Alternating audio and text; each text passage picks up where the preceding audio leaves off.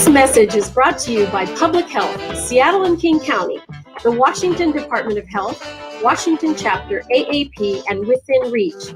No matter where your classroom is, whether in person or online, routine vaccinations protect your child from serious diseases like measles, mumps, and chickenpox, and they keep your child safe, healthy, and thriving. Need help finding a provider? Visit parenthelp123.org or call the Help Me Grow Washington hotline at 1-800-322-2588. On Rainier Avenue Radio.world, look for the Change Your Food, Change Your Life show. I'm Dennis Weaver, your good food guide and host, helping you to feel good and look good, and who would want some of that. All that and more from the Change Your Food, Change Your Life show on Rainier Avenue Radio.world. Stories, songs, and guests. Begin living the organic good food life, and the rest of your life just may be the best of your life. Always up, baby, to your health. This is your Rainier Avenue Radio.world community update on online Alcoholics Anonymous meetings. If you're looking for an AA meeting, find one every day online at aaphonemeetings.org. That's aaphonemeetings.org. Phil-Am Radio, servicing the Filipino and Filipino Americans all over the world. Phil-Am Radio, streaming live in the internet every Tuesday from 1 o'clock to 2:30 p.m. Seattle, USA time. We are your host, Kuya Bert Kawili, Emma Heron, and Manny Panganiban. Phil-Am Radio. Atlantic Street Center has been serving the children, youth, and families of the Seattle-King County area since 1910. We partner with families and communities to raise healthy, successful children and youth through services including counseling, early learning, youth development, domestic violence, and education support for school-aged children. Committed to serving the African-American community, Atlantic Street Center provides services and support for all marginalized people. Learn more at AtlanticStreetCenter.org. You're listening to Rainier Avenue Radio.world. Check us out on social media, Facebook and Instagram, Rainier Avenue Radio.world, and on Twitter at Rainier Ave Radio.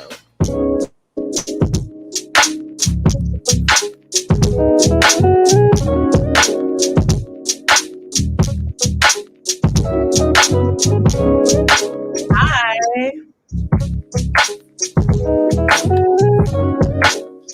Welcome to Clean Greens Living Live. It's your host, Queen Bree and Robyn T. Welcome on this beautiful Thursday afternoon. How are you doing, Robyn? Hi there, Queen Bree. I am doing great. It's so nice to be here on Clean Greens Living. We are coming to you live from unceded Duwamish territory. So these are the ancestral lands of the Duwamish people. If you would like to support them or hear more, go to realrentduwamish.org. And we, of course, are always accepting help and volunteers and CSA members.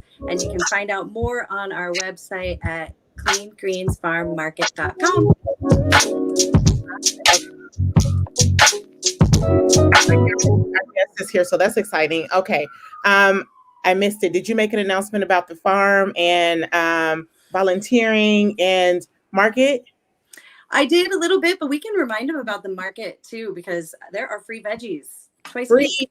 Yes, free veggies. The market is Saturdays and Mondays, 11 a.m. to 2 p.m. Located at the parking lot of 116 21st Avenue.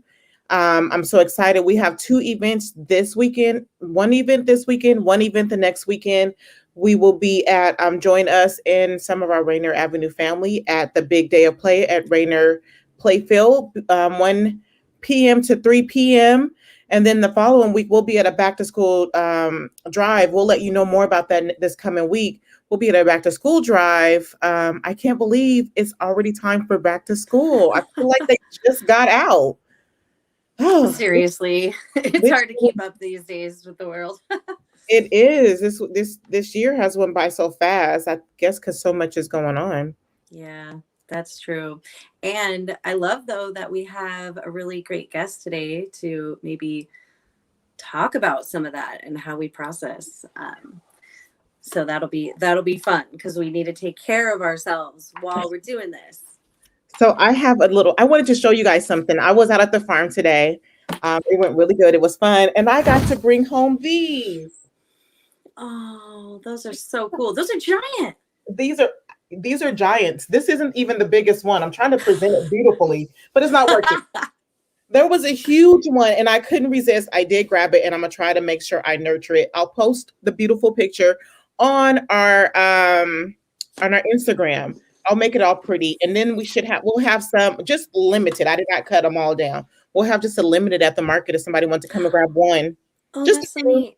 next week we'll take more. We didn't prepare for it to take all of them. But we have sunflowers out there and they are beautiful. They are huge. We have huge the beets we picked today were huge. But anyways, I could talk about the farm all day. Let me get into this guest. We have LaDeidre. Am I saying her? Did I say her name right? LaDeidre Anderson. Hi, LaDeidre Anderson. She is the founder of C.A.R.E. And C.A.R.E stands for Christ. Well, I mean, you're on now, so I guess you can introduce yourself. Usually we'll introduce you on, but you want to introduce yourself to everyone? Thank you. Hello, Queen Bree and Robyn. Thank you for having me. It's Christ-like agritourism for racial equality, or C.A.R.E Wellness Center. So I'm a little nervous, so you have to walk me through this. Okay. Well, let me introduce you, and then don't worry. I get nervous. We've been doing this since December, and I still get nervous each and every time, especially when I have to read you guys' bios. So, C.A.R.E is C.A.R.E stands for Christ-like agritourism for racial equality. It is tasked with healing and rehabilitation services for people of color and allies of equality. Yes, our treatment program focuses on inner peace, self-mastery, and holistic balancing of what we call the Holy Trinity: mind, body, and spirit. Ooh, I'm so excited to get into this. C.A.R.E's mission is to aid inclusion of all people in a collaborative effort for inner peace, less ego, yes, ma'am, less fear, less guilt, and less shame. Also, Dee also offers consulting and management services through her subsidiary of C.A.R.E. Did I say that right? Called LaDeidre Consulting Management. LaDeidre Consulting and Management. Yes, ma'am. LaDeidre Consulting and Management Services. She performs administrative support, tourism, property management, and wellness consulting on its behalf. So welcome. Yes. Hi. Thanks for having me. This is a new project that has been long in the making, actually, but I just launched it just this last year after the last few years of going on a self-discovery journey for myself and rehabilitating myself. I've collected a lot of experiences that it has led to this project. And so I'm just in a nutshell, trying to create a safe space for people to heal from their trauma.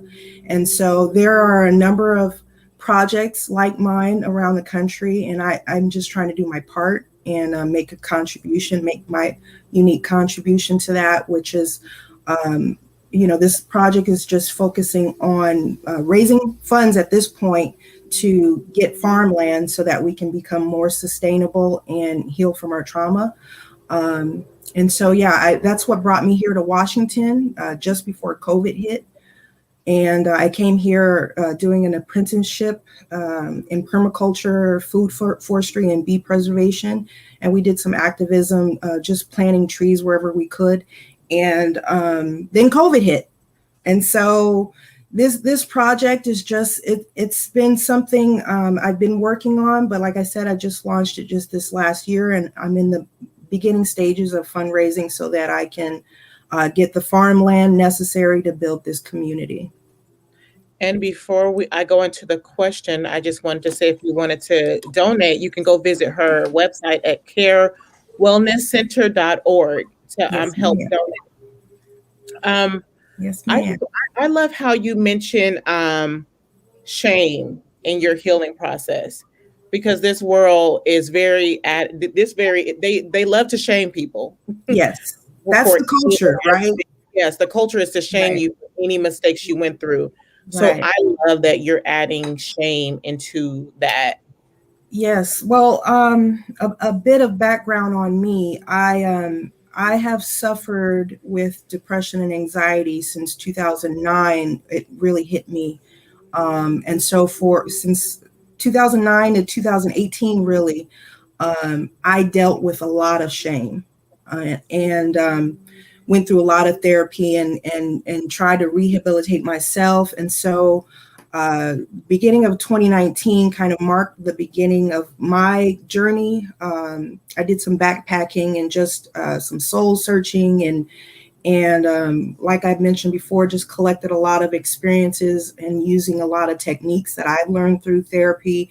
I'm a very spiritual person in that I seek for truth and knowledge, and a lot of things that I've learned have pointed out to me that in order to overcome my barriers and heal myself, I really needed to process my shame, my guilt, and overcoming my fear and defeating my ego and what that meant and what that looked like. And I like connecting to people like Brene Brown has been instrumental for me, and Dr. Joy DeGruy, she coined post-traumatic slave syndrome. And so there's a collection of people who are working to overturn the culture that we've been trying to survive. And I'm just trying to make my contribution to that by healing myself and trying to create some safe space for people to learn how to overcome also. Nice. I'm really right now in the process of reading that book by Brene Brown, the book, The Shame. So I love her. I love everything about her. She's got a number of books that are pretty awesome. And I hadn't heard about her until I was traveling Europe, and I was working with someone doing some consulting work, and he had pointed out Brene Brown to me, and I was like, I had never heard of her, and I watched the TED Talk and fell in love how personable she is, and how easy it is to relate to her, and how she just points out, in order to find peace and love and joy in your life, you really have to become vulnerable, and you really have to process your shame, and that really spoke to me, and I started processing some junk, I love that you're willing to be vulnerable and stuff too. It was also Brene Brown that opened that up for me a little bit. And what's neat is she comes with like research background. Like she was like a scientist for research, doing research, and then put it into play in her own life and bringing it out into the open. And I've heard her like speak with Oprah, and this reminded me of like something about shame and secrets. Like you need a place to be able to talk about things, and taking away the stigma and creating safe spaces for people to process things is so beautiful. And I love that you're doing it. And I'm also I think it's wonderful you're giving back, and part of your dreams is to provide these spaces. And I'm also curious too, how do you kind of keep a maintenance on your journey? Because I know personally, when I have felt like, okay, I've been learning and growing and become vulnerable, and then I'll get triggered by something that reminds me, and then I feel like continuing on those paths. So what do you do personally to keep your own like maintenance of all of your healing? For me, I try to keep my eyes on God. God is unchanging, and with everything around us that is constantly changing, I try to keep my eyes fixed on something still. And so I'm always trying to learn and serve love, and what that means and what it looks like. It's a verb. It's not just something that you say. It's something that I try to exercise every day, and keeping discipline. And I fall sometimes, I backslide. It's really, really tough, especially now with everything that's going on, to stay disciplined. But it's an exercise that I try to stick with every day through my daily, I call them rituals. trying to wake up with the sun, trying to meditate, trying to have that reserved space, connection with nature. I work in my garden a lot. I'm trying to improve my green thumb, and so I'll be in my garden and I'm talking to God. I'm trying to keep that connection. What I eat is a big thing, because I've been addicted to food as a coping mechanism for a long time, and so I just really try to stay disciplined in what I do daily, making sure that I'm serving my mission and others and not myself. That disconnect from ego has been really hard for me, because a lot of times I thought I was doing things for others, but there was a lot of me in that. And so I've been really trying to stay disciplined with certain things so that I deflate my ego. But essentially just keeping fixed on God, and God to me, I mean, God can be many things to many people, the universe, however you want to look at it. I think it's just that flow of energetic love. And so I really just try to study what love is, and make sure that, I'm trying to exercise that. Nice. I love that. The main thing is, when we're in these positions, we have to be real. And I love how you say sometimes I backslide. And that's good to admit to people, because people have to know that sometimes we're humans, and Right. It's a constant talk and battle to do this work each day. Right. I'm sorry. I was just talking about this yesterday, because I was venting yesterday, because it is really hard, especially now. I think the blessing that came from COVID, in my opinion, is that it forced a lot of people to sit with their demons and sit with what their barriers are, and really meditate on the things holding them back from what it is that they want to do with their lives, where they want to be with their family, where they want to go in their profession.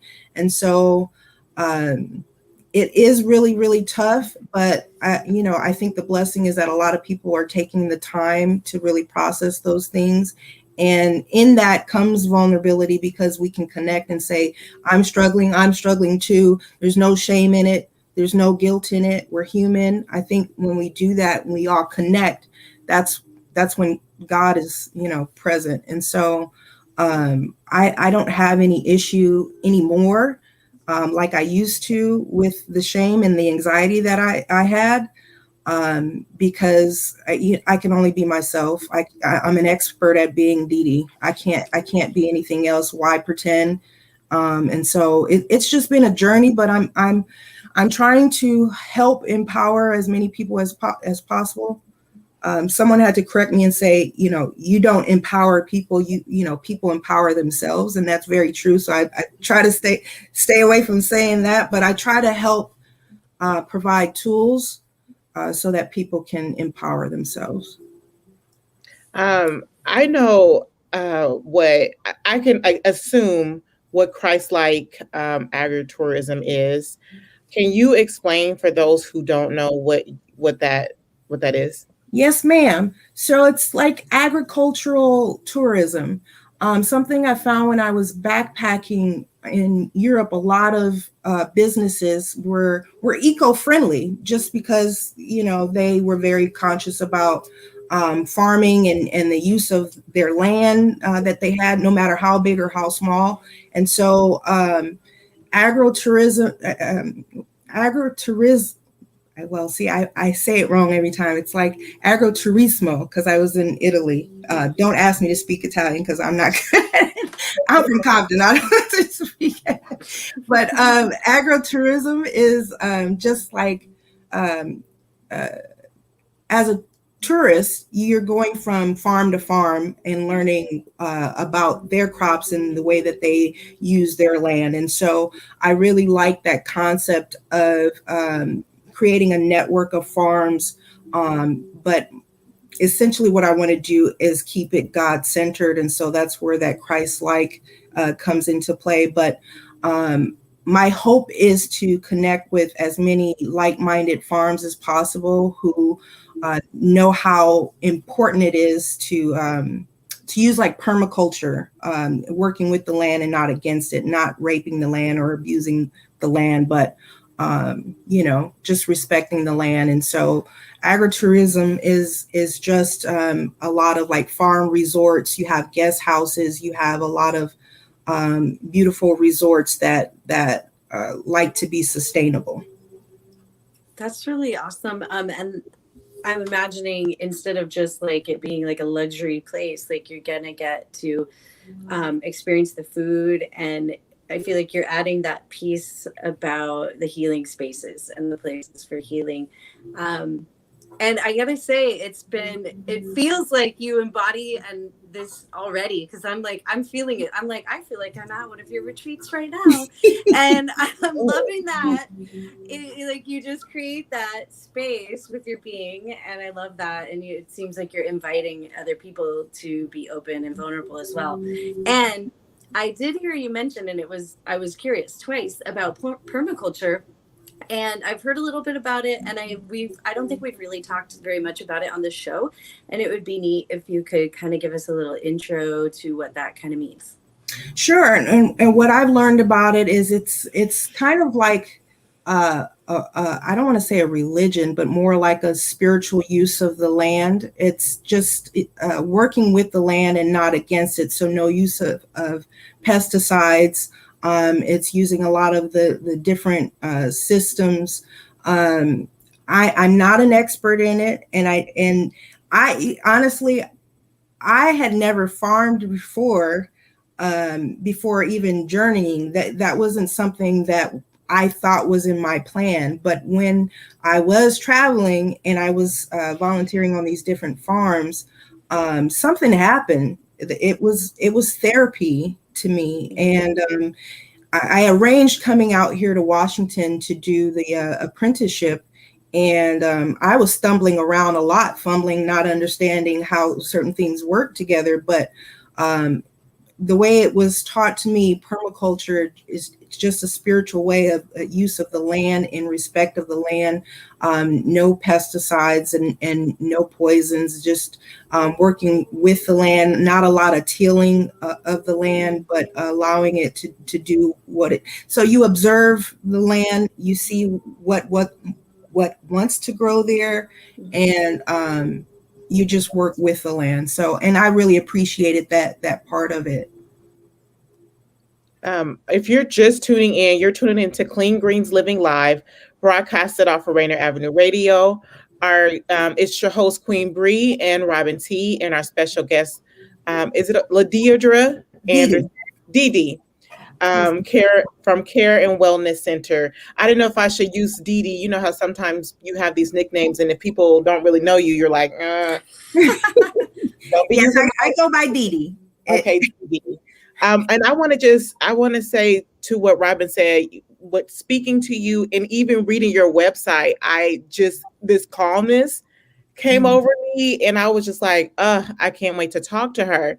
But I was reading your I was all up in your website, up in the fitness, and I was reading, you know how the C.A.R.E you prohibit things, right? And so normally there, of course, hate crimes, illegal drugs, vandalism. But what really struck me was processed foods and sugars is prohibited. Let's talk about that. Okay. So the goal is detoxification. And so in creating a safe space, it would defeat the purpose in trying to detox certain energies and negativity and still putting those things into your body. And so I've lost 100 pounds just in trying to become more plant-based and eating whole foods and less processed foods. I consider myself a flexitarian because sometimes I backslide. I won't lie.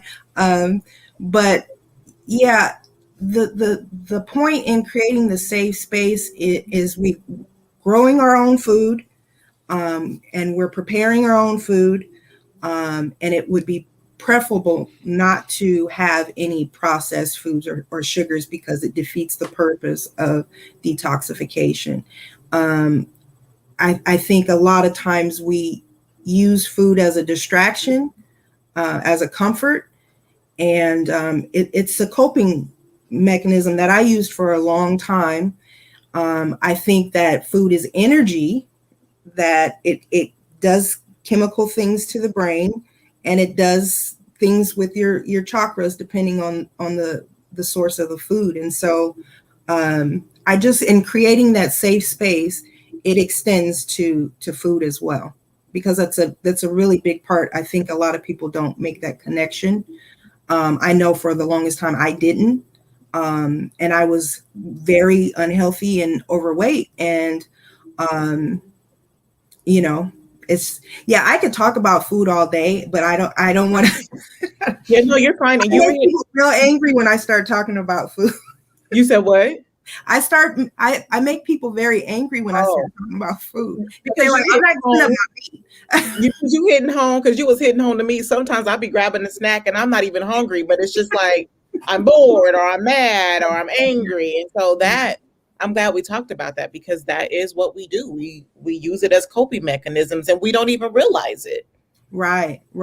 We don't even consider the ingredients sometimes that goes into, no matter how small the food is, that there might be some eggs in there, that there might be some, processed sugar. We're not thinking about those things a lot of times because we're so busy. I think in this society, we're just in survivor mode all the time. And, time is money, and we're not thinking about all of these connections because we don't have the time. And, I make people mad sometimes when I start talking about food, but it's not an attack on anyone personally or anyone's choice. But I strongly feel that food is an energy source. You put in your body, it has an effect. And if we're going to create a safe space where we can detox and start dealing with those deep-rooted issues, we can't be poisoning ourselves at the same time. It's like having a rehab and allowing people to smoke, or, I worked at a rehab and I really struggled with working with these women in recovery, and they're suffering substance abuse disorders, but we are giving them as much sugar as they want. That doesn't sit well. It didn't sit well with me. And so, I just want to be able to create a safe space where people can detox from the distractions and really sit with what they need to process. I like that you brought up a little bit about all the food and stuff, and it's true. People do. It's hard for me, for everyone, when food is an emotional thing. It's tied to our emotional coping, and especially when you're using it to numb. Brene Brown has spoken about this. You're using it to numb. We're one of the most numbed cultures in the world.